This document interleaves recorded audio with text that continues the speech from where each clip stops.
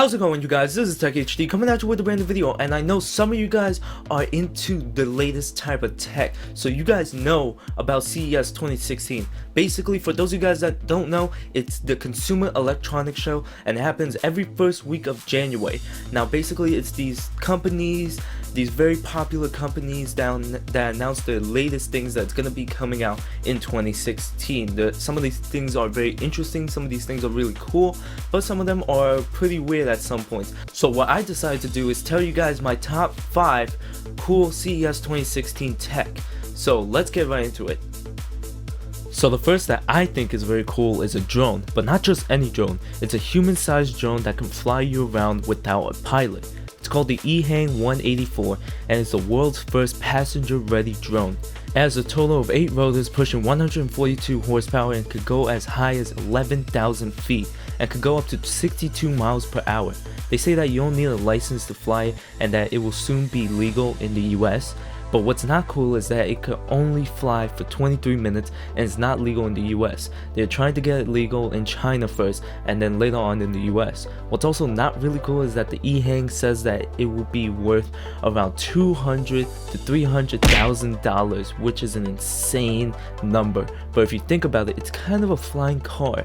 I'm just letting you guys know about this because it's just a glimpse of the future, and so far it's looking really cool. So the second thing that I have for you guys is literally the world's thinnest TV. It's called the Paper TV and it's from LG. The TV is as thin as 3 centimeters. Basically, just think of a credit card and that's how thin it is. They say that it's virtually impossible to break and can curve around walls and corners, so it's extremely bendable. Since it's super thin though, it makes me wonder how you could connect anything. Well, they say that there's no cables needed, but I don't see how it will work. But what's really cool is that LG showed off the 65-inch 4K version that is also OLED, so not only are you getting that crispy detail, but the color is just one of the best, and LG is very known for their beautiful OLED TVs. Coming at number 3 is another TV, but a bit different. It's not bendable or super thin, but it is transparent. So this LG 55-inch OLED TV that is 40% transparent, so you are able to see through it, but also able to project things on the screen as well. Now the main purpose that people will buy this is for advertisement, like if you own a store and you have some jewelry displayed like they are showing in the video, or like if you have a new game coming out and people are at the midnight release at GameStop, they can display the game on the window TV to get everyone hyped. I don't see it for a regular consumer like having it at home. Like, I don't see a purpose for that, but it's really cool to know that they are able to have the technology to make that possible. So the fourth thing is if you are a gamer, preferably a live streamer. So we know about the Razer and how they are starting to get into the live streaming, and last year they released the Razer Siren microphone. Well, now they announced their Razer Stargazer webcam, where it has some really cool features for live streamers and everyday users. So the Razer Stargazer is more for gamers with a cool technology that separates your face from your surroundings, like a green screen, but without the need of one. It's possible because of Intel's RealSense technology, where it uses multiple cameras to detect objects in 3D and remove them from the picture. Also, with this technology, you are able to unlock your computer by using your face as a password and use certain gestures to open applications or switch to one. It supports 1080p and 720p at 60 frames per second, and it also has an automatic noise cancelling dual array mic, so you'll get a better audio quality than, let's say, a Logitech C920, and you are able to mount this onto a tripod, which is always a good feature.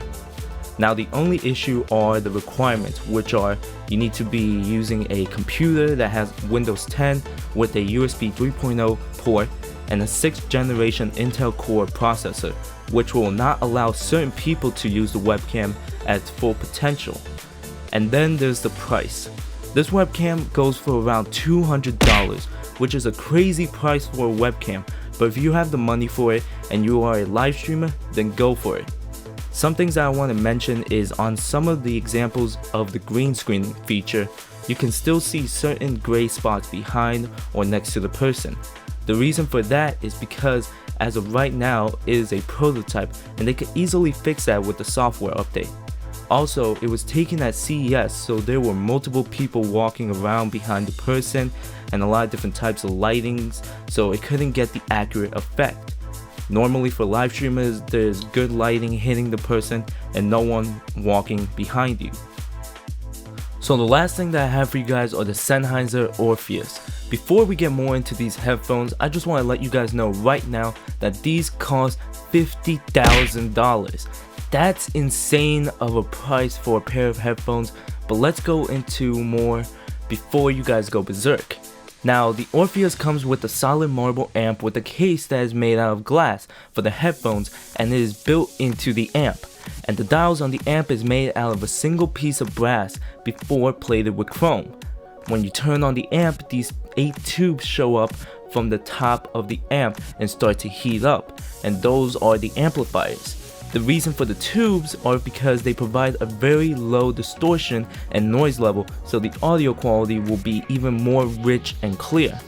While the tubes are getting heated up, the glass case starts to slowly open and out comes the headphones. The headphones uses an XLR input. Now, I don't want to get very technical because I'm pretty sure most of you guys will not understand this, because I don't even understand this that much either. But overall, this is a way of listening to music. Nothing is scratchy or too much bass or treble.